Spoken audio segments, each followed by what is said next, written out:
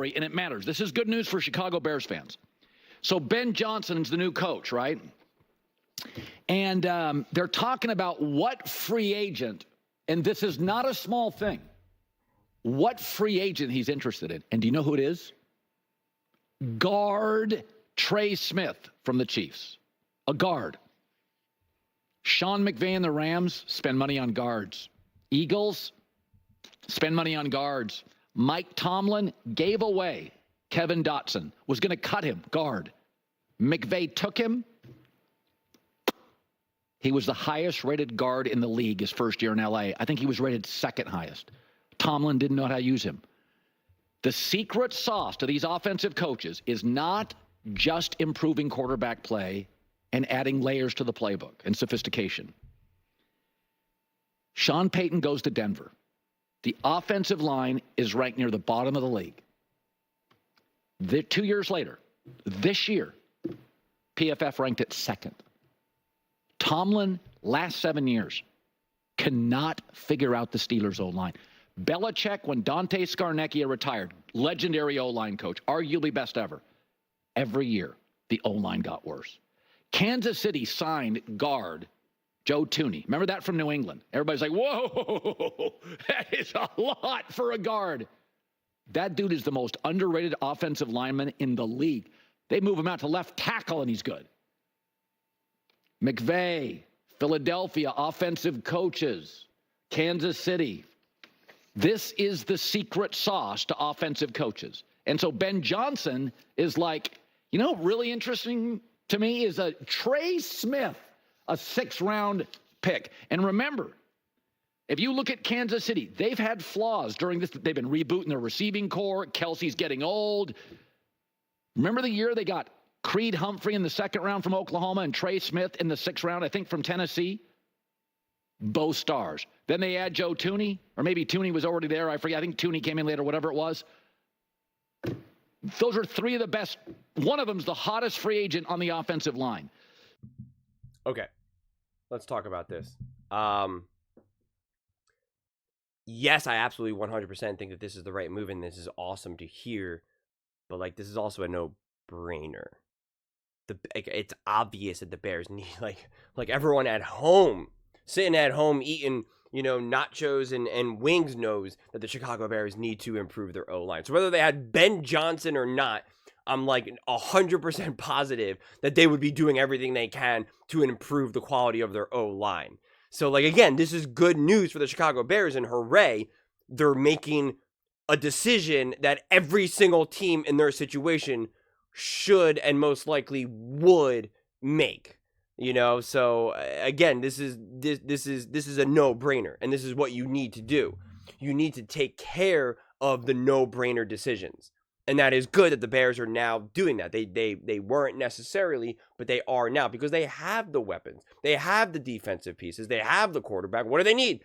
O-line. They need to protect Caleb, and they need to be able to establish a consistent run game, right? So, like, well, so how do you do it? Like, this is what you do. So it's very obvious. It's very, like, football 101 at this point. I think no matter who you hired as your head coach, Mike Vrabel, doesn't matter who, that's what they were going to do, right? Like, that's what they were going to do. So, again, this move deserves to be, like, emphasized or magnified and discussed and whatnot. But it's just like, it doesn't have to be, from my viewpoint, made into something that it's not. Because, again, I just see this as such an obvious thing. And I know the fans feel this way because I read their comments. I see them saying this throughout the entire season. You know, throughout the entire season, so much of what people were saying was like, O-line, O-line, O-line. We hear the media talking about it. So it would be indefensible for them to step in there and not do something to concretely improve this O-line. It wouldn't make any sense, right? Like, it would just... people would be like, it just wouldn't make sense. It just wouldn't. So I don't want to emphasize this as being like, oh my God, this is what Ben Johnson brings to the table. He knows exactly what this team needs. It's like, dude, Chris Broussard, Nick Wright, Colin, me, John Smith knows exactly what this team needs, right? Like, it's just like anyone can tell. So, but again, at the same time, shockingly, a lot of football teams are poorly run, like shockingly, as I think Chicago Bears fans may be able to, unfortunately, personally, attest to. So, maybe even the give me's are maybe not always these easy layups, which in a way is kind of a good thing. I always kind of talk about this where it's like, it's actually kind of good that so much of the obvious things don't get done because there would be nothing to talk about. I think that so much of this content and sports talk is created because of the inadequacies and the bad decisions that these football teams still consistently make. And because again, I think it's like so much of how to kind of get a team going in the right direction. It could be so clear and obvious, yet we consistently see teams unable to do that. And because of that, the teams that everyone likes and the teams that people, that are well run, that people like to cheer for, they're the ones that keep winning. And so we get to keep talking about them. I mean, for the NFL, unfortunately, the sad truth is, I wish it wasn't like this, and I try to fight against it with my own content that I create. But the sad truth is like, if the Jacksonville Jaguars were this awesome team, it would actually significantly hurt the NFL. It really, truly would. It's just too small of a market. I mean, it really is. Tampa Bay Buccaneers, if they were going on a dynastic run and they keep winning the NFC, like, it would hurt. Colin Cowherd, first things first, they're not looking to talk about the Tampa Bay Buccaneers and the Jacksonville Jaguars every day. They want to talk about the 49ers, the Philadelphia Eagles, the Chicago Bears. That's why they keep trying to make the Chicago Bears thing, because the market is massive. Massive. And Kansas City feels like it's kind of a small market because it's a little bit, out in the middle of the country, so to speak. But it's still a massive market in its own right with a massive fan base. That we know how intense that crowd has always been, Arrowhead, all that type of stuff. It's always been a very loud, a ton of fans. But even then, no matter how dominant they are, when you really think about how great Kansas City is, they definitely have grown their fan base and all of that. But at the same time, Colin will still make more Dallas Cowboys content than he does Kansas City Chiefs because the fan base is still so much bigger. So, in a lot of ways, it's funny to be able to kind of celebrate such an easy decision for the Chicago Bears, but I guess, you can't always take it for granted. And that's why, it is worth emphasizing, because is this a move that they would have made even if Eberflus was still the coach? I think they would have, which is why I'm trying to just be like, okay, this is awesome and this is a good thing. But like, he even shows Ben Johnson. He's like, this is what offensive coaches know what to do and how to do it. And I'm like, I don't know. I just think, no matter who they had a head coach going into this season, they would be doing everything they can to improve the quality of the O-line. I don't think they're going to be like, we need another wide receiver. You know what this team needs? A defensive, a defensive end or something. Like, I don't know where else you would go for the Chicago Bears. So I don't know. That was just kind of like my immediate reaction to this. But again, all in all, I think this is obviously a positive, which is why I took it in that direction, because it's like, what else is there to say? Yes, this is obviously great. This is obviously a positive step in the right direction. Happy for the Chicago Bears. I believe that Ben Johnson and the Chicago Bears are going to turn this team around very quickly. I think Caleb Williams is going to get settled. I think this team, I kept saying that there's nothing but optimism for this team going into the offseason, going into the next season. And so that's awesome. And a move like this only continues to solidify that, even if, from my viewpoint, moves like this are just like, well, yeah.